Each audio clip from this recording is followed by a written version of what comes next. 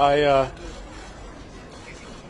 imagine that many of you can understand that there's a lot for me to process after what has just happened today.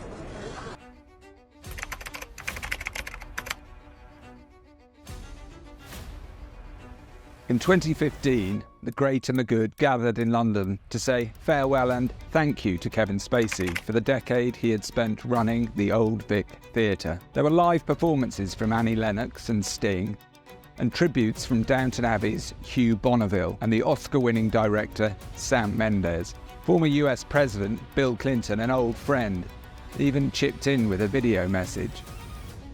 8 years later, and Spacey finds himself back in South London, this time in the dock of Southwark Crown Court.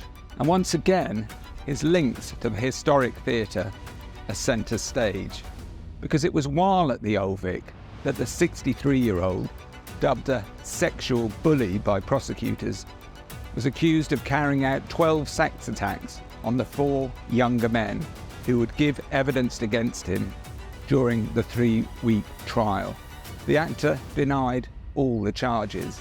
And I am humbled by the outcome today.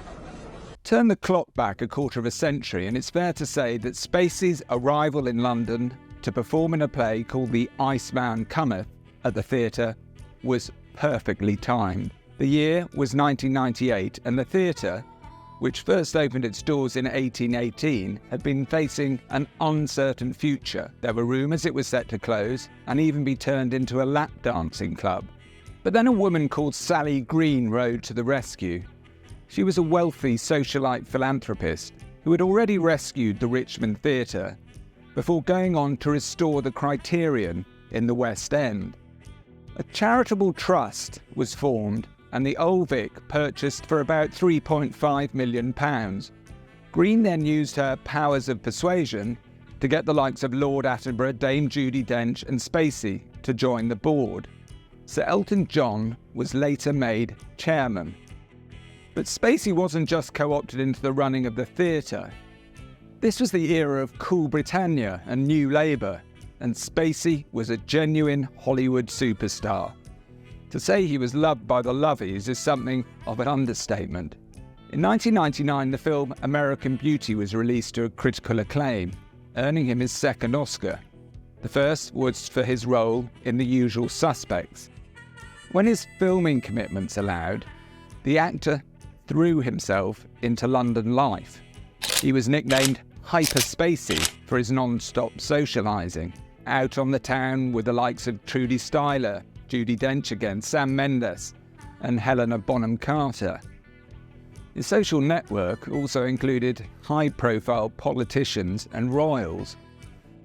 There was even an association with Jeffrey Epstein and the late financier's now jailed sidekick, Ghislaine Maxwell.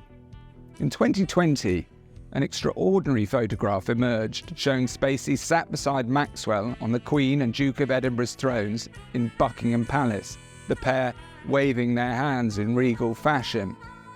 It had in fact been taken in 2002 when they were invited into the throne room on a private tour of the palace organised by none other than Prince Andrew, a close friend of Maxwell's.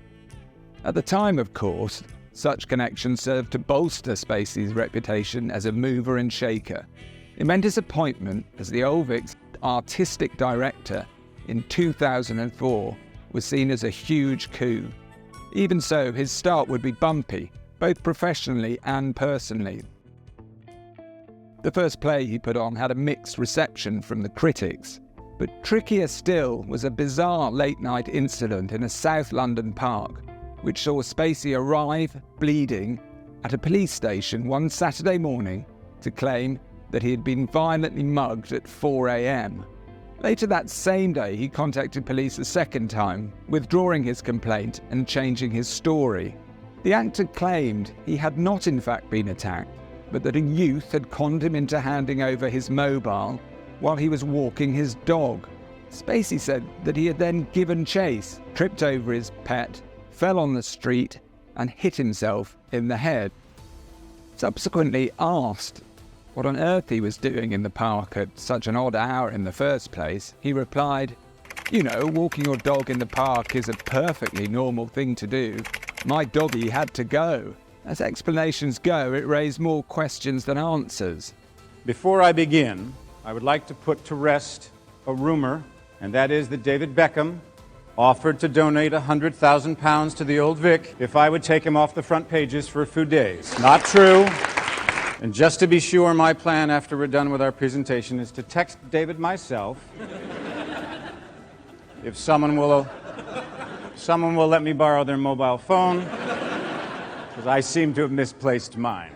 There were already long-running rumours about Spacey's sexuality, which he had pointedly refused to address.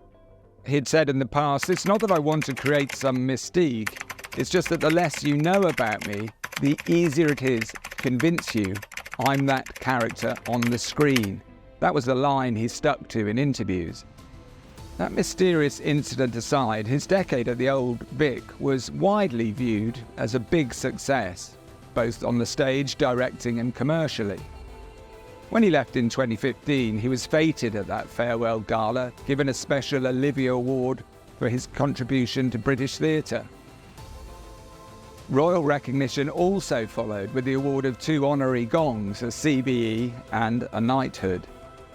As a US citizen, he could not call himself Sir Kevin, but it didn't stop him posting a photo with Prince Charles and a caption that read, "I may play a president on TV, but in real life I'm now a Sir. Thanks, HRH. What a prince of a guy." At the time, Spacey was starring as the US president in the hit Netflix series House of Cards.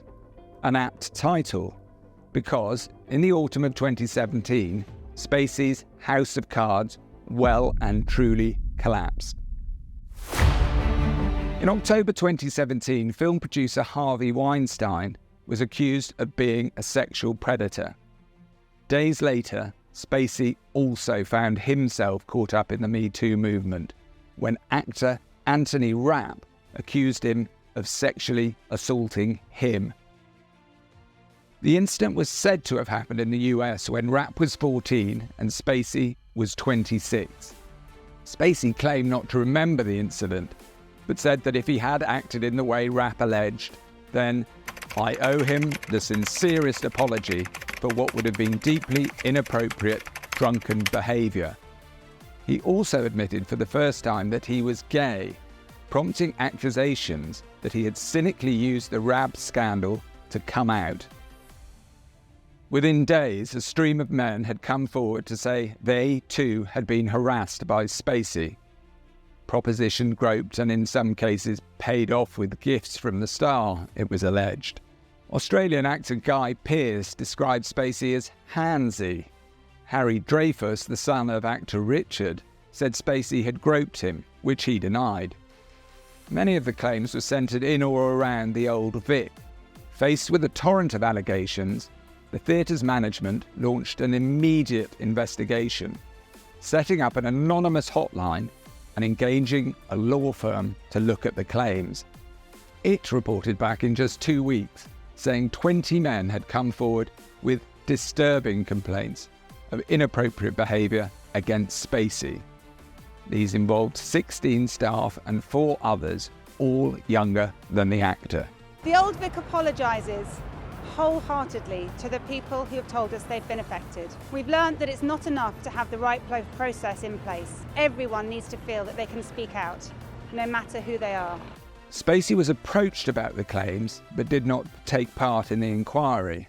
The theatre apologised and accepted there had been a cult of personality surrounding Spacey, which may have prevented people, and in particular junior staff or young actors, from feeling that they could speak up or raise a hand for help.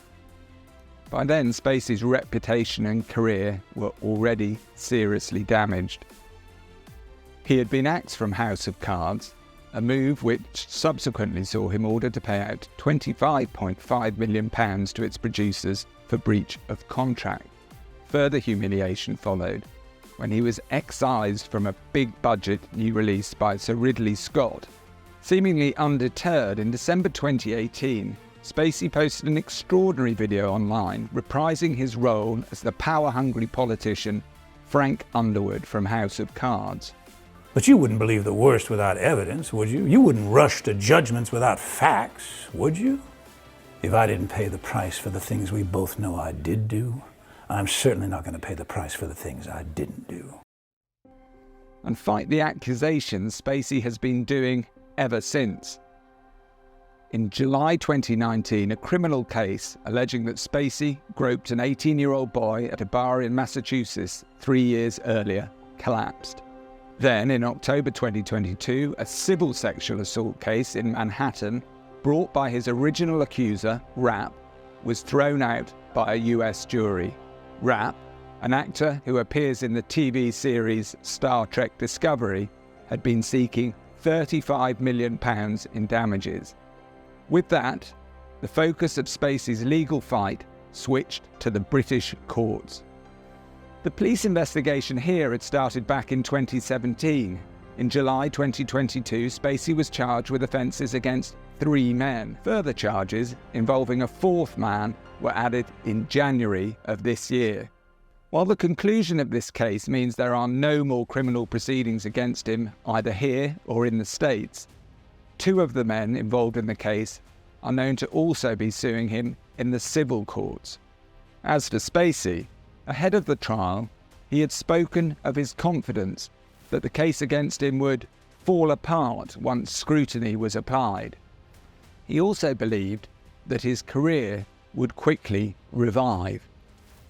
He told the German magazine, "It's a time in which a lot of people are very afraid that if they support me, they will be cancelled.